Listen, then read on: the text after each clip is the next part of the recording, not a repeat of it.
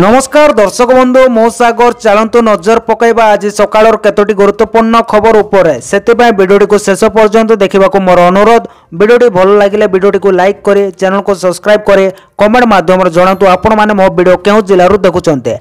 चलतु आज सकाळ खबर उपरे नजर पकईबा।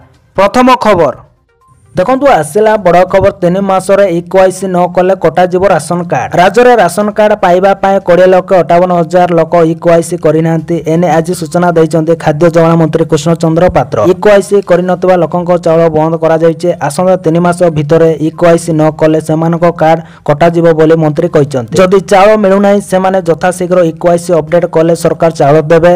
3 मास पर्यंत सरकार अपेक्षा करिवे। सेही समय कार्ड गुड़िक सस्पेंड अवस्था रहिबो। 3 मासर इक्वाइसी न कले कार्ड काटिदेवे सरकार। यह सहित नेटवर्क नथिबा जिला मानकरे नेटवर्क व्यवस्था करा जायछि। 5 वर्ष अधिक बयस पिला माने राशन कार्ड रे शामिल हेबे बोली मंत्री सूचना दैछन्ते बोली खबर मिलिछि। परवर्ती खबर देखंतु आसिला बड़ खबर पुणी आसुछि। आउ एक लघुचाप आसंता 24 तारिख बेलको सृष्टि हेबो घूर्णिबलय आसुछि। पुणी एक लघुचाप 24 तारिख बेलको आउ एक लघुचाप क्षेत्र सृष्टि हेबार संभावना। उत्तर बंगोपसागर रे पुणी एक लघुचाप दाना बांधुछि। आसंता 22-24 तारिख रे बंगोपसागर रे एक घूर्णिबलय सृष्टि होई यह प्रभाव रे एक लघुचाप सृष्टि हेबो। फल राज्य रे 23 तारिख रु पुणी वर्षा बढ़िबो। वर्षार प्रभाव प्राय 24 पर्यंत जारी रहिबो। 24 और 25 तारिख रे सबुठ अधिक वर्षा हेबार संभावना रहिछि। मिलितबा सूचना अनुसार एही लघुचापटी उत्तर बंगोपसागर बासवती बांग्लादेश और पश्चिम बंग बासवती अंचल सृष्टि हेबो। परवर्ती समय रे यह अधिक घनीभूत होई अपपात रे परिणत होई पारे बोली खबर मिलिछि। परवर्ती खबर देखंतु आसिला बड़ खबर एफएम घटना रेवेन्सा विश्वविद्यालय छात्रींग पय लागिला कटकणा। बालेश्वर एफएम कॉलेज रे छात्री आत्महत्या घटना परे ताती लागि रहिछि। एहारि भितरे रेवेन्सा कॉलेज पक्षरु नुआ निर्देशनामा जारी होइछि। विश्वविद्यालय रजिस्ट्रार को कार्यालय पक्षरु जारी निर्देशनामा रे कटकणा लगा जाइछि। रेवेन्सा विश्वविद्यालय छात्री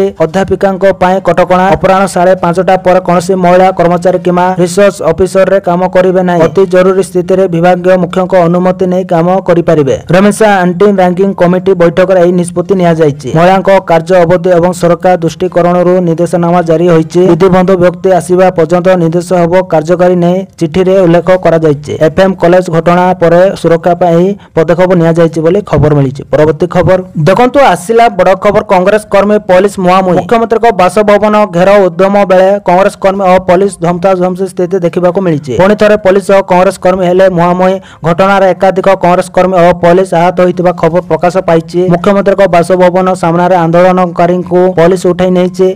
पीसीसी सभापति और प्रभारी को मद उठाई नहीं पुलिस बोली खबर मिली। परवर्ती खबर देखंतु आसिला बड़ खबर हीराकुंद रे खलिबो आउ 2टी गेट पूर्वरु खोला अछि 2टी फाटक। हीराकुंद जल भंडार रे खलिबो आउ 2टी गेट मोट 4टी फाटक दे बन्या जल निष्कासन हबो। वर्तमान 2टी गेट खोला अछि जेतुरु बन्या जल बाहर करा जाउ। केन्द्रापड़ा तळिया अंचल रे बन्या स्थिति देखिबा को मिलिछि। रास्ता ऊपर 7 फुट उच्चता रे बन्या जल प्रभावित होतबा बेले लोक माने डंगा साहाय्य रे गमनागमन करूचंते। सेपटे बाहुणी नदी जल स्तर विपद सीमा टोपीबा आरंभ कलानी बोले खबर मिली। परवर्ती खबर देखंतु आसिला बड़ खबर सरकार को मुंडरे नारी सुरक्षा चिंता। महिलांक पय स्वतंत्र हेल्पलाइन नंबर। गणशिक्षा विभाग पक्षरु हेल्पलाइन नंबर जारी। स्कूल रे सुरक्षित वातावरण रे रहिबे छात्र छात्री एने विभाग पक्षरु आज हेल्पलाइन नंबर जारी करा जाय। महिलांक पय स्वतंत्र हेल्पलाइन नंबर 181 जारी करा जायतिबा बेले शिशुंक पय 1098 हेल्पलाइन नंबर जारी करिछि विभाग। सेहि परि कोनोसी असुविधा हेले 112 को कॉल करे पुलिस को करि पारिबे जोगाजोग। स्कूल छात्र छात्री नंबर जारी करा जायछि। स्कूल रे गठन हबो अभ्यंतरण अभियोग कमिटी। बणाली कार्यक्रम रे विलस को करा जेव सचेतन बोली खबर मिलिछि। परवर्ती खबर देखंतु आसिला बड़ खबर राजनीति रे एंट्री करबा को जाउचंते माओवादी। राजनैतिक दल गड़िबे माओवादी संगठन लोक पाउतबारु दल गड़िबा को योजना करूचंते माओवादी। गणतांत्रिक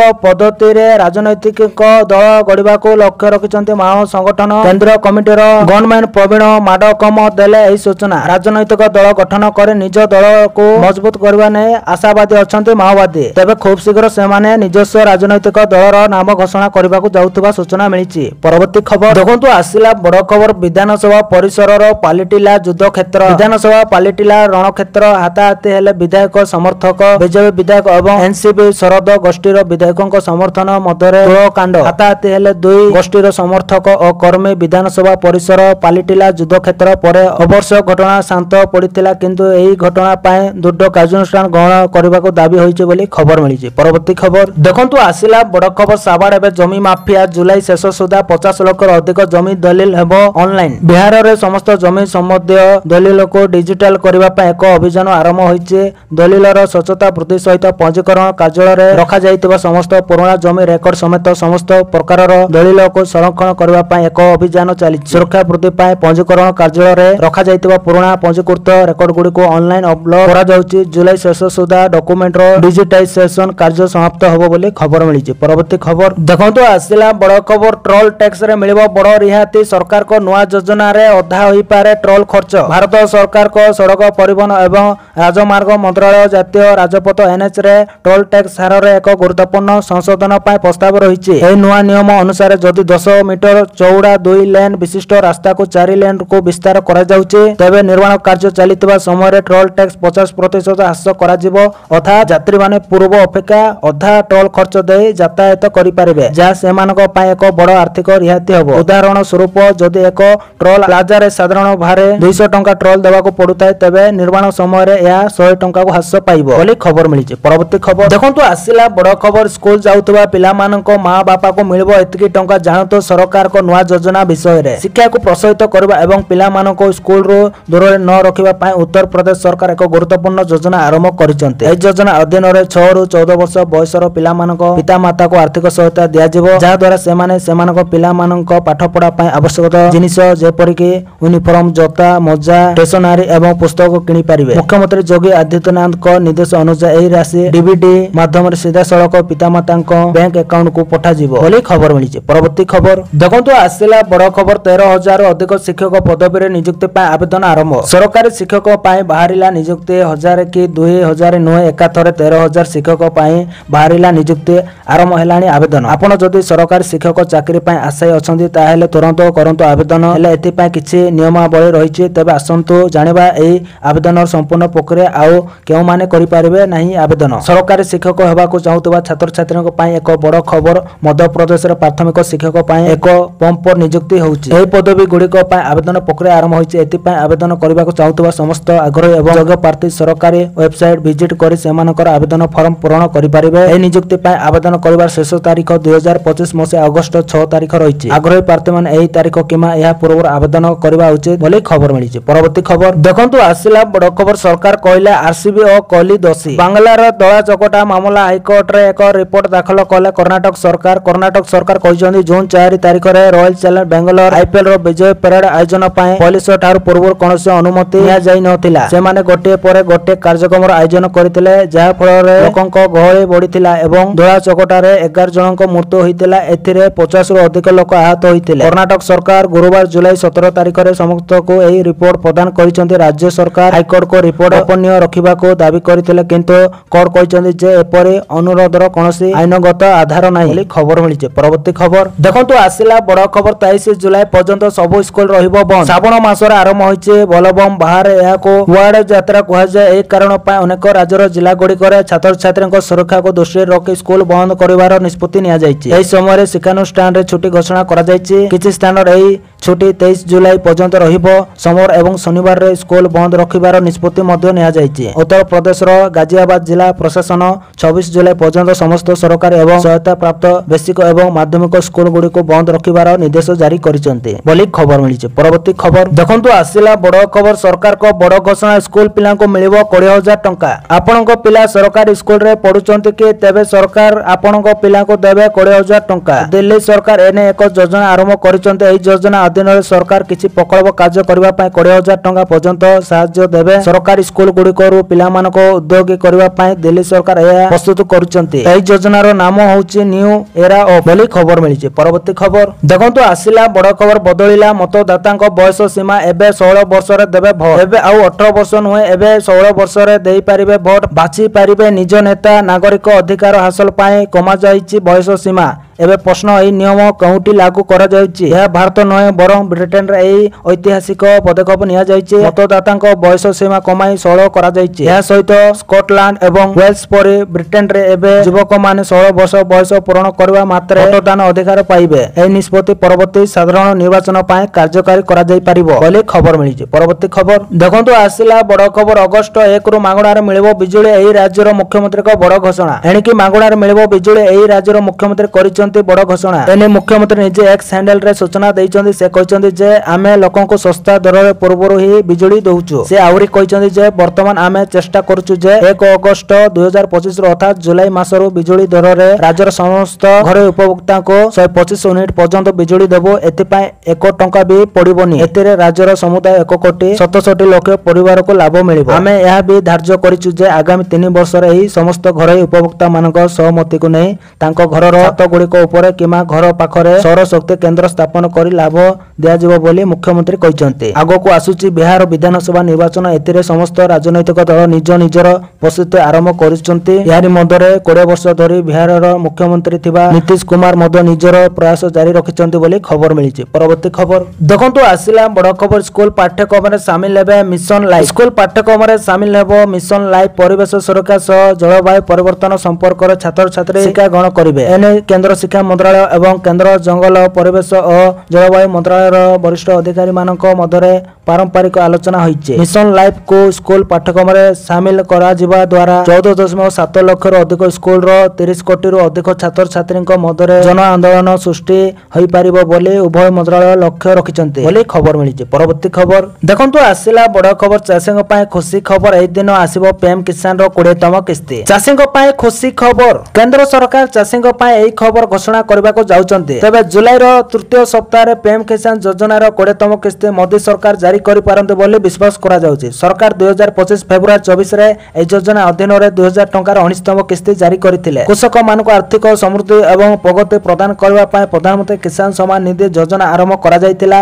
एई योजना अधीन रे सरकार प्रति 4 मास रे 2000 टंकार किस्ती जारी करंते। तद अनुसार प्रति वर्ष 3टी किस्ती रे 6000 टंका स्थानांतर करा जाय बोली खबर मिलिछि। परवर्ती खबर देखंतु आसिला बड़ खबर। सरकार करूचंती बड़ योजना। एणिके एकाथरे उठेई हेबो पूरा ईपीएफओ टंका। केंद्र सरकार कर्मचारी भविष्य निधि पांठी नियम रे बड़ परिवर्तन आनिबा को प्रस्तुत होउचंती। एबे ईपीएफओ अकाउंट धारी माने प्रति 10 वर्ष रे सेमानकर जमार एक बड़ अंश किमा संपूर्ण परिमाण उठेई पारिबे। यार अर्थ होउची अवसर पर्यंत अपेक्षा करिवार आवश्यकता नै। एक रिपोर्ट अनुसार सरकार कर्मचारी भविष्य निधि पांठी संगठन ईपीएफओ रो एई प्रस्ताव उपरे गंभीरतार सह विचार करूचंती। जा द्वारा नियुक्ति प्राप्त व्यक्ति माने सेमानक आवश्यकता अनुसार सेमानकर कठिन परिश्रमर टंका उठेई पारिबे। वर्तमान नियम कोन? वर्तमान ईपीएफओ रु संपूर्ण राशि उठेइबार केवल 2टी उपाय अछि। प्रथमत 58 वर्ष बयस रे, द्वितीयत जदि आपण 2 मासर अधिक समय पाई बेकार रहंती। एहा व्यतीत केवल घर किणवा, चिकित्सा, विवाह किमा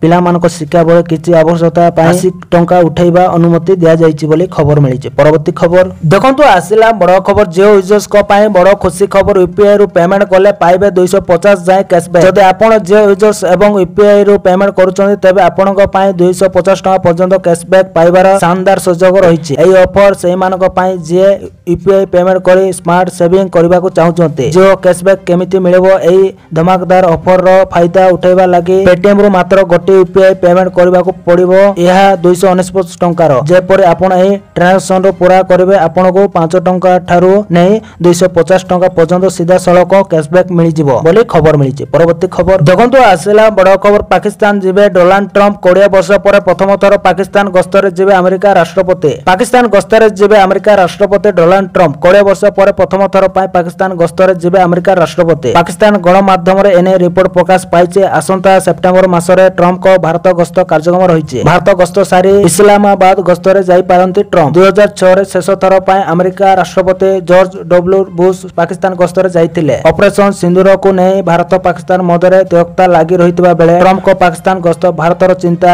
बढ़ाई दैछि। जून 18 तारिख रे पाकिस्तान आर्मी मुख्य आसिम मुनीर वाशिंगटन गस्तरे जाई ट्रम्प को सह भेटिबा सह ट्रम्प को नोबेल शांति पुरस्कार प्रदान करबा को प्रस्ताव दैथिले। आउ यहा परे ट्रम्प को पाकिस्तान गस्त नै रिपोर्ट सामना को आसीछि बोली खबर मिलिछि। परवर्ती खबर देखंतु सुभद्रा योजना नै आसिला बड़ खुशी खबर। एई तारिख रे आसीबो तृतीय किस्तीर टंका। राखी पूर्णिमा रे मिलिबो ସୁଭଦ୍ରା ଯୋଜନାର ତୃତୀୟ କିସ୍ତି ଟଙ୍କା। ଅଗଷ୍ଟ 9 ତାରିଖରେ ମିଳିବ ସୁଭଦ୍ରା ଟଙ୍କା। ପ୍ରଭାତୀ ପରିଡ଼ା କହିଛନ୍ତି ସୁଭଦ୍ରା ସୋସାଇଟିର ଚତୁର୍ଥ ପରିଚାଳନା ପରିଷଦ ବୈଠକରେ ଏନେଇ ଦିଆଯାଇଥିବା ପ୍ରସ୍ତାବ ଗୃହୀତ ହୋଇଥିବା ସୂଚନା, ଯେଉଁଥିରେ ଅଗଷ୍ଟ 9 ତାରିଖରେ ତୃତୀୟ କିସ୍ତି ପ୍ରଦାନ ପ୍ରସ୍ତାବକୁ ଅନୁମୋଦନ କରାଯାଇଛି ବୋଲି ପ୍ରଭାତୀ ପରିଡ଼ା କହିଥିବାର ଖବର ମିଳିଛି। ପରବର୍ତ୍ତୀ ଖବର ଦେଖନ୍ତୁ, ଆସିଲା ବଡ଼ ଖବର। ଶସ୍ତା ହେବ ପେଟ୍ରୋଲ ଡିଜେଲ। ପେଟ୍ରୋଲିୟମ ମନ୍ତ୍ରୀ ହରପ୍ରୀତ ସିଂ ପୁରୀଙ୍କ ବଡ଼ ଘୋଷଣା। ଦେଶବାସୀଙ୍କ ପାଇଁ ଆସିଛି ଏକ ବଡ଼ ଆଶ୍ୱସ୍ତିର ଖବର। ଦେଶରେ କମିବ ପେଟ୍ରୋଲ ଓ ଡିଜେଲ ଦର। ଏନେ ଖୁବ୍ ଶୀଘ୍ର ନିଷ୍ପତ୍ତି ନିଆଯିବ ସୂଚନା ଦେଇଛନ୍ତି ପେଟ୍ରୋଲିୟମ ଏବଂ ପ୍ରାକୃତିକ ଗ୍ୟାସ ମନ୍ତ୍ରୀ ହରପ୍ରୀତ ସିଂ ପୁରୀ। ତେବେ ଆସନ୍ତୁ ଜାଣିବା ପେଟ୍ରୋଲ ଓ ଡିଜେଲ ଦାମ କମ୍ ହେବା ନେଇ କଣ କରିଛନ୍ତି ପେଟ୍ରୋଲିୟମ ମନ୍ତ୍ରୀ। ଯଦି ଅଶୋଧିତ ତେଲର ମୂଲ୍ୟ ଦୀର୍ଘ ସମୟ ଧରି ସ୍ଥିର ରୁହେ କିମ୍ବା ପ୍ରତି ବ୍ୟାରେଲ $65 ରୁହେ, ତେବେ ଆଗାମୀ 2-3 ମାସ ମଧ୍ୟରେ ପେଟ୍ରୋଲ ଏବଂ ଡିଜେଲର ମୂଲ୍ୟ ହ୍ରାସ ପାଇବ। ତେବେ ଦିଲ୍ଲୀରେ ଚାଲିଥିବା ଉର୍ଜା ବାର୍ତ୍ତା 2025ରେ ହରପ୍ରୀତ ସିଂ ଏହା କହିଛନ୍ତି ବୋଲି ଖବର ମିଳିଛି। ପରବର୍ତ୍ତୀ ଖବର ଦେଖନ୍ତୁ, ଆସିଲା ବଡ଼ ଖବର। ମୁଖ୍ୟମନ୍ତ୍ରୀଙ୍କ ବଡ଼ ଘୋଷଣା। ବରିଷ୍ଠ ନାଗରିକଙ୍କୁ ପ୍ରତି ମାସରେ ମିଳିବ 3000 ଟଙ୍କା। ରାଜ୍ୟ ସରକାରଙ୍କ ବଡ଼ ଘୋଷଣା। ବରିଷ୍ଠ ନାଗରିକଙ୍କ ପାଇଁ ମାସିକ ଆର୍ଥିକ ସହାୟତା ବୃଦ୍ଧି କରିବାକୁ ଘୋଷଣା କରିଛନ୍ତି ରାଜ୍ୟ ସରକାର। ଏହା ଅଧୀନରେ 60ରୁ 69 ବର୍ଷ ବୟସର ଲୋକଙ୍କ ପାଇଁ ସହାୟତା ରାଶି 2000 ଟଙ୍କାରୁ 2500 ଟଙ୍କା ବୃଦ୍ଧି କରାଯାଇଛି, ଯେତେବେଳେ 70 ବର୍ଷରୁ ଅଧିକ ବୟସର ଲୋକଙ୍କୁ ପ୍ରତି ମାସରେ 3000 ଟଙ୍କା ମିଳିବ। ସେ କହିଛନ୍ତି 60ରୁ 69 ବର୍ଷ ବୟସର ବରିଷ୍ଠ ନାଗରିକଙ୍କ ପାଇଁ ମାସିକ ସହାୟତା 2500 ଟଙ୍କା ବୃଦ୍ଧି କରାଯାଉଛି ଏବଂ 70 ବର୍ଷରୁ ଅଧିକ ବୟସର ବ୍ୟକ୍ତିମାନେ ଏବେ ପ୍ରତି ମାସରେ 3000 ଟଙ୍କା ପାଇବେ ବୋଲି ଦିଲ୍ଲୀ ସରକାର ଘୋଷଣା କରିଛନ୍ତି ବୋଲି ଖବର ମିଳିଛି। ପରବର୍ତ୍ତୀ ଖବର ଦେଖନ୍ତୁ, ଆସିଲା ବଡ଼ ଖବର। 2 ଅଗଷ୍ଟରେ ହେବ ବଡ଼ ସୂର୍ଯ୍ୟ ପରାଗ। ଅନ୍ଧାର ହୋଇଯିବ ପୁରା ଦୁନିଆ। 2 ଅଗଷ୍ଟ 2027ରେ ଏକ ଅତ୍ୟନ୍ତ ବିରଳ ସୂର୍ଯ୍ୟ ଗ୍ରହଣ ଦେଖାଯିବ। ଏଥିରେ ମଧ୍ୟାହ୍ନରେ ଆକାଶ କଳା ଅନ୍ଧାରରେ ଆଚ୍ଛାଦିତ ହେବ। ବିଶ୍ୱର ବିଭିନ୍ନ ମହାଦେଶରେ ବାସ କରୁଥିବା ଲକ୍ଷ ଲକ୍ଷ ଲୋକ ଏହାକୁ ସହଜରେ ଦେଖିପାରିବେ। ଏହି ସୂର୍ଯ୍ୟ ଗ୍ରହଣ 6 ମିନିଟ୍ 23 ସେକେଣ୍ଡ ପାଇଁ ରହିବ। ଦିବାଲୋକ ଅନ୍ଧକାରରେ ଚାଲିଯିବ, ଯାହା ପରବର୍ତ୍ତୀ 100 ବର୍ଷ ପାଇଁ ଅର୍ଥାତ୍ 2114 ପର୍ଯ୍ୟନ୍ତ ଆଉ ଦେଖାଯିବ ନାହିଁ। ଅଧିକାଂଶ ସୂର୍ଯ୍ୟ ଗ୍ରହଣ 3 ମିନିଟ୍ରୁ କମ୍ ସମୟ ପର୍ଯ୍ୟନ୍ତ ରହିଥାଏ, କିନ୍ତୁ ଏହି ଗ୍ରହଣ ବିଶ୍ୱର ଅନେକ ଅଂଶକୁ 2 ଗୁଣରୁ ଅଧିକ ସମୟ ପାଇଁ ଅନ୍ଧକାରରେ ବୁଡ଼େଇ ରଖିବ ବୋଲି ଖବର ମିଳିଛି। ପରବର୍ତ୍ତୀ ଖବର ଦେଖନ୍ତୁ, ଆସିଲା ବଡ଼ ଖବର। ବଢିବ ଭାରତର ଶକ୍ତି। ଆରବ ସାଗରରେ ଶକ୍ତି ବୃଦ୍ଧି କରିବାକୁ ଲକ୍ଷ୍ୟ ରଖିଛି ଭାରତ। ଖାସ୍ କରି ଏଥିପାଇଁ ଲକ୍ଷଦ୍ୱୀପ ପ୍ରଶାସନ ପ୍ରତିରକ୍ଷା ଉଦ୍ଦେଶ୍ୟରେ ବ୍ରିଟାଦ୍ୱୀପ ଅଧିଗ୍ରହଣ କରିବାକୁ ବିଚାର କରୁଛନ୍ତି। ଏହି ପଦକ୍ଷେପକୁ ଲକ୍ଷଦ୍ୱୀପ ସାଂସଦ ହମଦୁଲ୍ଲା ସଇଦ ତୀବ୍ର ବିରୋଧ କରିଥିଲେ। ସାଂସଦ ହମଦୁଲ୍ଲା ସଇଦ ବ୍ରିଟାର ସ୍ଥାନୀୟ ବାସିନ୍ଦାକୁ ତାଙ୍କର ପୂର୍ଣ୍ଣ ସମର୍ଥନ ଦେଇଥିଲେ ଏବଂ ଏହି ପ୍ରସ୍ତାବକୁ ବିରୋଧ କରିବା ପାଇଁ ରାଜନୈତିକ ଏବଂ ଆଇନଗତ ଉପାୟ ଅବଲମ୍ବନ କରିବେ ବୋଲି ଆଶ୍ୱାସନା ଦେଇଥିଲେ। ସାମ୍ପ୍ରତିକ ଏକ ସରକାରୀ ବିଜ୍ଞପ୍ତିରେ ରାଜସ୍ୱ ବିଭାଗକୁ ବ୍ରିଟା ଦ୍ୱୀପର ସମଗ୍ର ଅଞ୍ଚଳକୁ ଦଖଲ କରିବାର ପ୍ରସ୍ତାବ ଦିଆଯାଇଛି। ଏହାର ଉଦ୍ଦେଶ୍ୟ କେନ୍ଦ୍ରର ସଂଯୁକ୍ତ ପ୍ରତିରକ୍ଷା ଏବଂ ରଣନୈତିକ ସଂସ୍ଥାଗୁଡ଼ିକୁ ହସ୍ତାନ୍ତର କରିବା, ପ୍ରଶାସନିକ ଏବଂ ଲଜିଷ୍ଟିକ୍ ଚ୍ୟାଲେଞ୍ଜ ବୋଲି ଖବର ମିଳିଛି। तो दर्शक बंधु ए आज सकाळ केतोटी गुरुत्वपूर्ण खबर। जदि वीडियो भल लगी लाइक करने सहित आम चैनल को सब्सक्राइब करंतु आ वीडियो को शेयर करंतु। वीडियो संपूर्ण देखि बहुत बहुत धन्यवाद।